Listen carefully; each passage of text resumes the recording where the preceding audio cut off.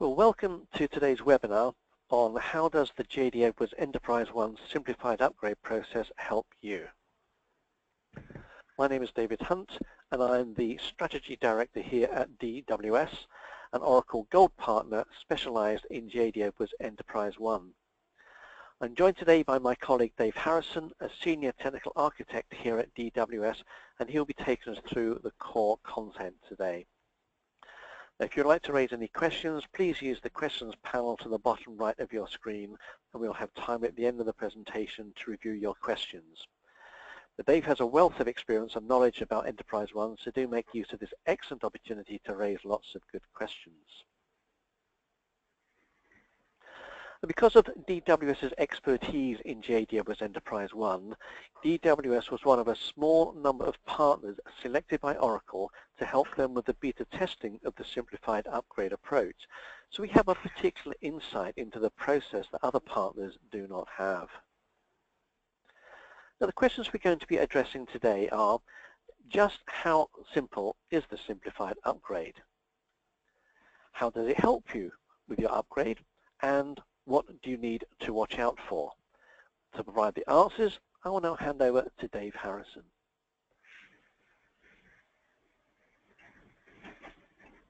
Dave, you are now the presenter.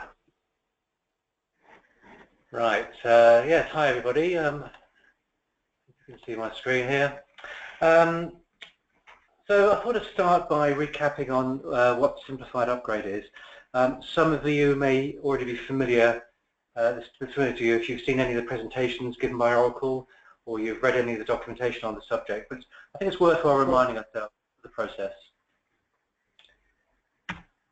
So starting from release 9.2, Oracle has provided customers with a new method of upgrading EnterpriseOne.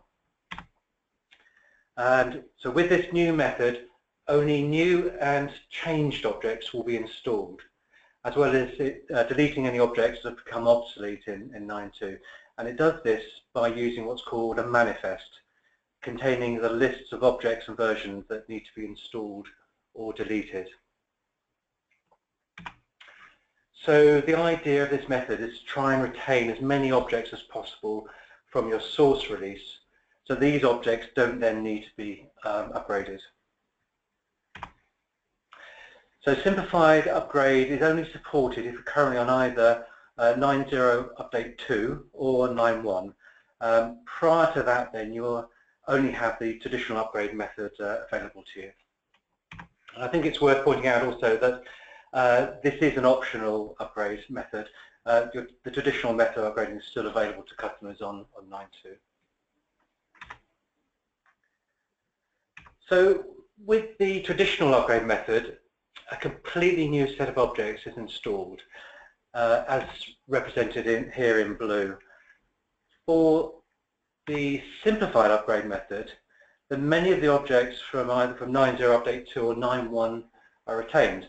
So, for example, here the objects in orange are the objects that are retained, and those in blue are the changed or new objects installed in 9.2. So I'll go through that in a bit more detail now. So this is how the upgrade process works using the traditional method. We start over here on the left with our 9.1 instance, and it's containing a mix of objects. So those standard JDE objects which haven't been modified, and you've got your modified objects and copies and new custom objects.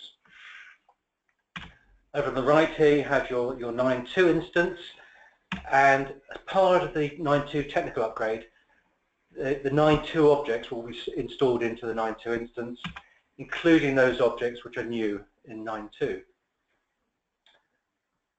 So as part of the upgrade then, the custom objects, including copies of standard objects, which are then transferred across to 9.2,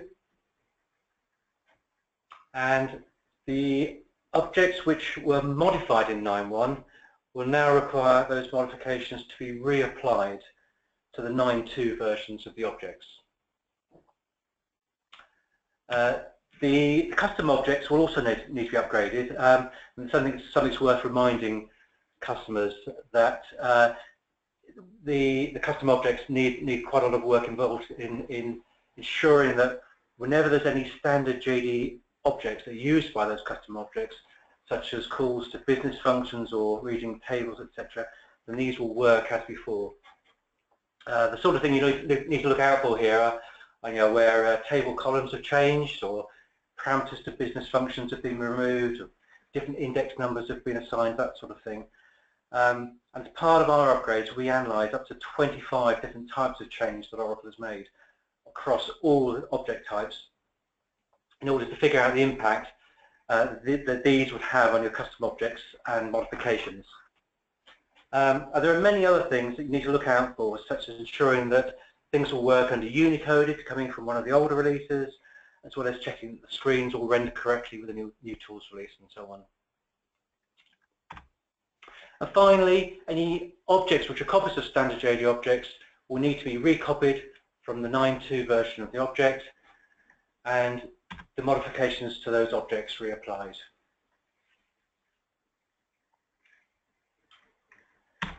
So the simplified upgrade process is different, as you'd expect. We start on the left, as before, with a 9.1 instance containing your mix of unmodified standard objects along with your mods, copies and custom objects. However, this time we use the 9.1 objects, our central objects, as the basis for our 9.2 central objects. And then using the simplified upgrade manifest, which we mentioned earlier, only the new and changed objects are installed. So those override the 9.1 versions of those objects. The custom objects need to be upgraded as before. However, with the mods, we only now need to upgrade those objects that were overwritten as part of the install. Those objects that were not affected will still retain the modifications from 9.1. And finally, we need to recopy the copied objects, but again, we only need to do this where the standard object that the copy was based on was overwritten. So looking at the objects that are installed as part of the 9.1 to 9.2 simplified upgrade as an example, 75% of standard objects are unaffected by the upgrade. So around 17% are changed, with 77% are new objects, and just 1% have been made obsolete. So therefore you can see that there will be fewer modifications that you'll need to reapply. And Oracle claims that up to 75% of customizations will be preserved by using simplified upgrade. The testing time will be less, because you may not need to retest those objects that were unaffected by the upgrade. Although you have to be careful here because of the dependencies on objects which may have been affected. And it will take less time to install databases and platform pack, but from our experience, the savings here are fairly small.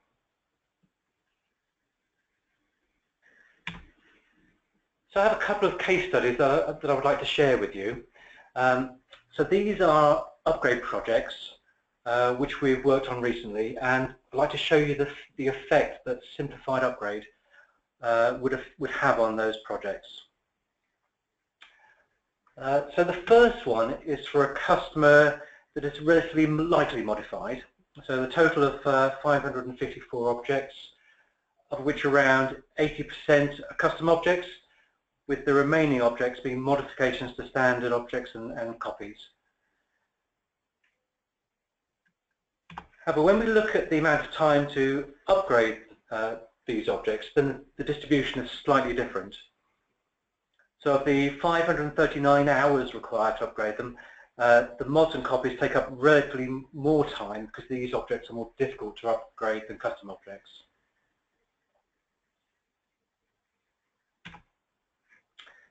So in 9.1, roughly up to 18% of those objects will be overwritten as part of the simplified upgrade. So that's roughly 11,000 objects. I'm ignoring any objects which are new in 9.2, as they won't affect any mods that you've made in 9.1. And by the way, with these numbers, I'm also excluding any batch and interactive versions, even though they still form part of the simplified upgrade, just to simplify things. The main UBEs and interactive applications are included, obviously, but it's not the versions. Also note that the simplified upgrade manifest delivers all the objects that have been modified since 9.1 base through to 9.2 base. And it doesn't look at the objects you've installed in 9.1 via ESUs to see if they're already at the 9.2 level. So for this customer, we found that 121 objects, of the 120 objects that they've modified or copied, 56% of them were affected by the simplified upgrade. So that is 68 objects would get overwritten by the upgrade. And of course, that looks much higher than the 18% that you would have been predicted based on a simple extrapolation of the percentage of 9.1 objects. We'll get into the reasons for that in a minute.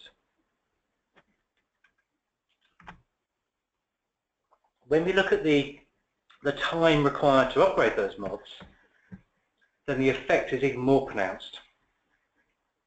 So of the 221 hours required in total for the upgrade of the mods and copies, 92% of that time is required to upgrade the mods for objects that have been overwritten.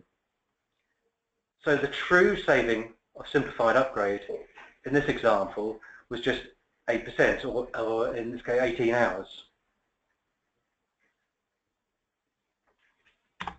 The second case study I'd like to share with you is for a larger upgrade.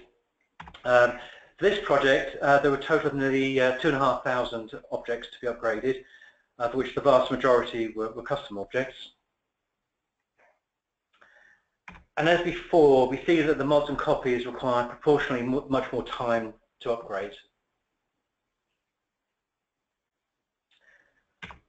So again, we have the 18% of the 9.1 objects affected by the simplified upgrade. This hasn't changed because we're looking at the same set of objects. But this time, the 297 modified objects and copies, 61% would get overwritten by the upgrade. And when we look at the time required to upgrade the objects, the true saving in this case is 13%. So it's still a saving, but it's far less than the 75% that some customers might have been hoping for.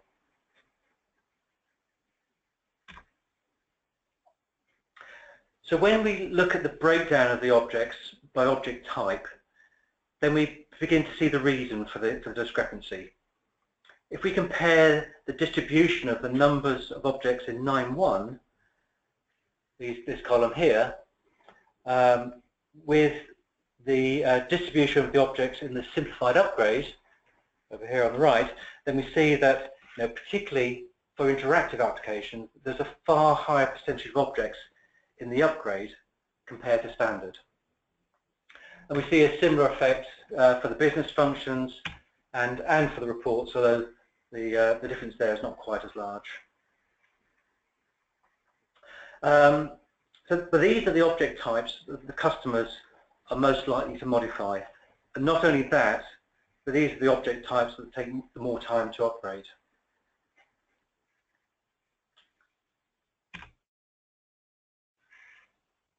So these are the summary of our findings. So although 18% of standard JDE objects are affected by the simplified upgrade, there's a good chance that JDE customers will have modified those same 18%. From our analysis, we see that around 40% of customers' mods and copies are affected. And those objects tend to be the more difficult types of object to upgrade, i.e. the interactive applications, the business functions and reports. Therefore, it still takes around 90% of the time to upgrade those objects compared to a traditional upgrade. So the true saving to a customer is around 10% in the examples that we've looked at. And that's also the case in a number of other projects that we've investigated. The other thing to bear in mind is that Simplified Upgrade doesn't take into account any ESUs. So any ESUs you've installed in your current system will not be taken into account. So even if an object is already at the 9.2 release level, because of an ESU that you've installed in 9.1, it could still get overwritten by the upgrade.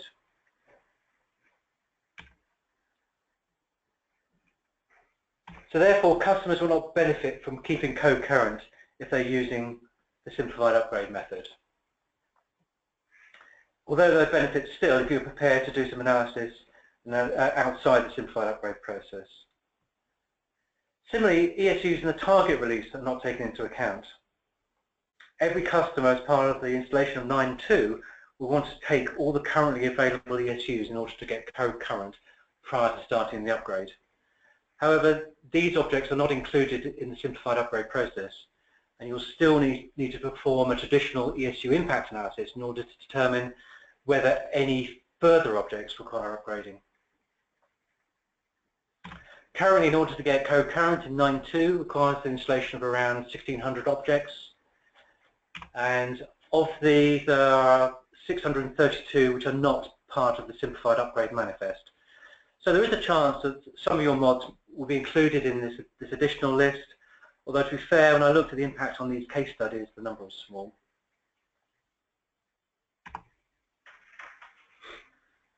So in summary then, the savings of Simplified Upgrade might not be as large as you'd hoped for. As we mentioned, the ESUs and the source and target releases are not taken into account, so you'll still need to do some analysis in order to figure out the impacts of those. Oracle provides an impact analysis report for the Simplified Upgrade, but bear in mind that this does not take into account copies, which are effectively treated in the same way as custom objects. You'll still need to upgrade your custom objects where they use standard business functions, tables, business views, etc., which have been overwritten by the upgrade. And don't forget that even if you do go down the traditional upgrade route, where an object has not changed between releases, then it's a relatively simple job to transfer the object across from the old release, provided you can identify those objects that have not changed. So this further reduces the potential benefit of a Simplified Upgrade. And finally, even if an application was not overwritten by the Simplified Upgrade, it's still likely that some of the underlying objects, such as business functions and tables, will have changed. And these changes could have an impact on how the application runs. So don't think you can get away from not testing these objects entirely. And with that, I'd like to pass you back to David for the last few slides. Okay, thank you, Dave, for running through that very interesting and enlightening explanation of just what exactly the Simplified Upgrade process is all about, and how it does assist the upgrade process, but also where it's still got limitations. Now, clearly, what Oracle has been doing here is a step in the right direction, but there is clearly still a long way to go before upgrades become truly straightforward and truly simple. So how exactly can DWS help you? Well, we can help you in two areas particularly. We can help you with the planning of your upgrade and the execution of your upgrade. And as some of you will be aware, we have services that address these issues. Dimension Analyze is our planning service, and Dimension Professional is our upgrade execution service. What I'd like to do over the next 2 or 3 minutes is to give you just a very quick introduction to what these services can do, just so you're aware of how we can help you out. Now, Dimension Analyze is a software-led service that enables customers to audit and scope the E1 upgrades to a level of accuracy hitherto unseen. And what we do is we analyze every object, every line of code, and every spec setting down to a pixel movement level of detail. We identify the from and to base net change for every modified object and we identify the net change type and severity of impact against every modified object. We estimate the upgrade effort required for every modified object, not just in man days, but right down to hours and minutes level of detail. And in the case studies that Dave mentioned to you just a few moments ago, he was talking about the number of hours it was going to take to perform the various upgrades. And what we find with the analysis is that we're often able to reduce people's modified footprint, sometimes by as much as 75%. So a very worthwhile exercise going through our Dimension Analyze facility. Now when it comes to executing your upgrade, the Dimension Professional tools, they enable us to plan the uplift workload in the most optimal sequence. We can help you to meet delivery timescales and do so on time. And we avoid nasty surprises during the execution phase of the upgrade. This will enable the customer to promote bundles from DV to PY to PD with no issues, as Dimension Professional understands all of the dependencies between objects. So our bundles will promote and build without build issues, which could otherwise be a significant problem and time waster on many upgrade projects. So in a nutshell, we believe that the tools that we provide within the Dimension Professional service, and we make these tools available to our customers when we're jointly working on an upgrade project, they really are pure gold. And speaking from our vast experience, they make the upgrading and retrofitting of objects much, much easier. It also provides a foundation for a focused and streamlined approach, all contributing to saving time and effort and delivering a standardized methodology. And it enables us to deliver bundles of objects that have the lowest defect levels in the industry, thereby reducing rework and increasing throughput. And when used in conjunction with the DWS Dimension Analyze planning service, we are able to deliver fixed price, fixed timescale upgrades using our best upgrade approach. Now, when planning your upgrade, there are some key factors that warrant serious attention.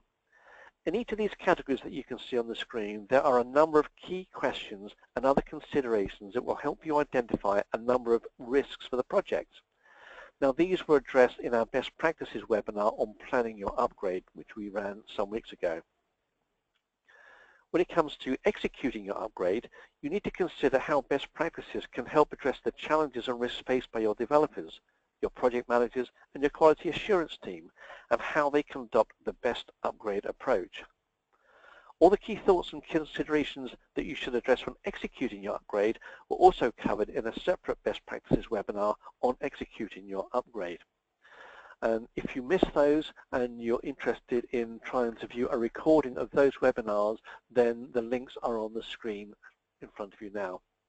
And if you request a copy of the presentation slides, then you'll get those, and we'll also include links to these webinars in the post-webinar emails that you will be sent. Now, we've got two other webinars coming up in the next few weeks that may be of particular interest to you, because as Dave has mentioned, testing is quite an important topic. And if you're performing any form of upgrade, whether you're carrying just ESUs or you're going for a concurrent uplift, or you're carrying out a major upgrade, or you're just promoting your own bespoke modifications into production, then testing is quite a key issue. And we've got two webinars coming up, one next week on November the 9th, we will have a customer, ACAL, will be presenting with us, and they'll be talking about how a new testing approach from DWS helps improve business performance through their JDE Edwards system. Now, that should be an interesting session to look forward to on November the 9th. And a week later, on November the 17th, we'll be doing some product demonstrations showing you how you can slash your E1 testing effort by up to 85%, and that's on November the 17th. If you're interested in either of those two webinars, then you can go to our website and go to the events page where you'll find there's more details about those particular webinars there. So that brings us to the end of the formal part of today's presentation. I would like to open up the session to any questions that you may have, and we appreciate that because of some technical difficulties, people have not been able to raise their questions online, but a number of people have sent in some questions via email, so I'd like to just pick on a couple of those to raise. The first one, Dave, it says that you seem to be saying that there isn't much benefit to using Simplified Upgrade, so what would you recommend? Right, well, there are still some savings to be achieved by using Simplified Upgrade. It's just not quite as great as Oracle might lead you to believe. Whether it's still worth the extra effort required to perform the Simplified Upgrade is up for debate. I suppose it depends on the size of your upgrade. And at DWS, we use the traditional upgrade method for our customer upgrades.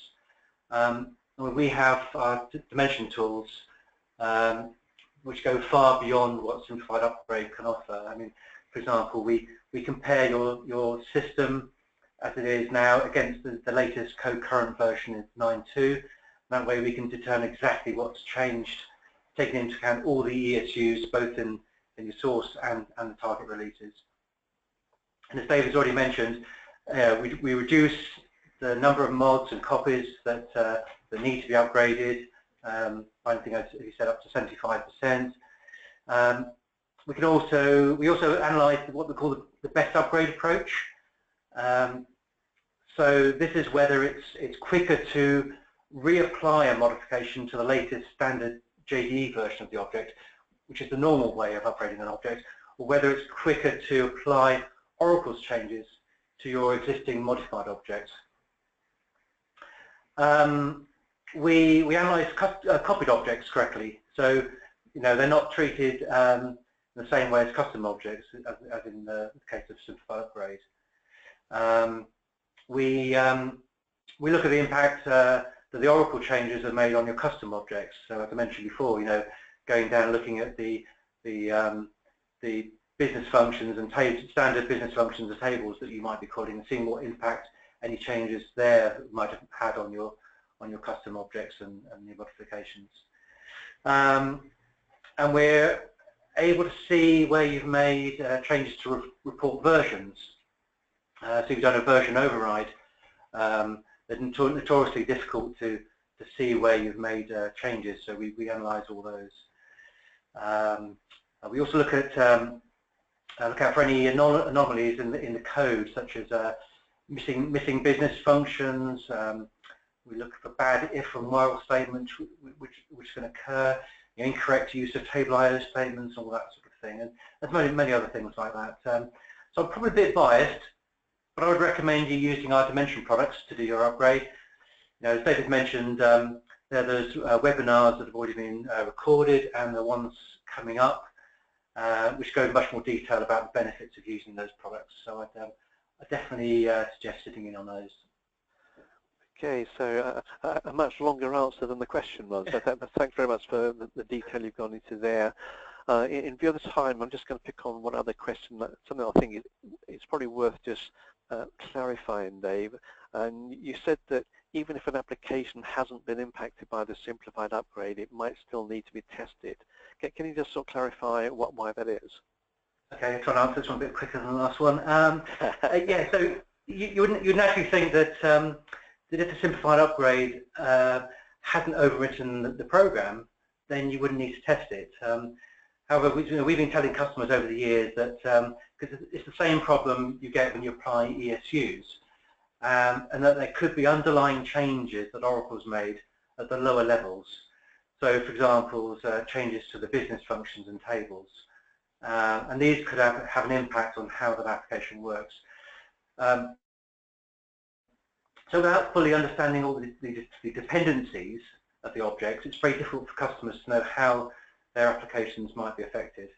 And we've got another Dimension product, which we haven't mentioned so far. David just briefly touched on it. And it helps customers to identify those programs that need to be tested and those that don't, as a result of applying either the Simplified Upgrade or ESUs. And it does this by analysing the impact on all the objects at all levels of the hierarchy of all those interdependencies, and also then it figures out whether there's been any impact at the top level, the application level. So that product's called Dimension Focus, and as I say, it helps not just with upgrades, but with ESUs as well. Okay, so thanks, Dave, for that. And yes, if the testing side of things is of interest to you, so we've got these 2 webinars coming up, the customer case study next week. But if you actually want to see demonstrations of how we do identify just what needs testing and what does not, and then how you go about simplifying your testing, then do register for the November the 17th webinar on how we can slash your testing effort. So that brings us to the end of our webinar today. I would like to thank everyone who joined us and those who tried to join us but were unable to do so due to technical challenges that were posed today. But I hope that's been a useful session for you. And if you have any questions, I'd like to get in contact with us. All our contact details are on the screen right now. My email address is there, our website address is there, and if you'd like to follow us on social media, all of our social media links are on the screen as well. So that I'd like to say thank you very much and goodbye.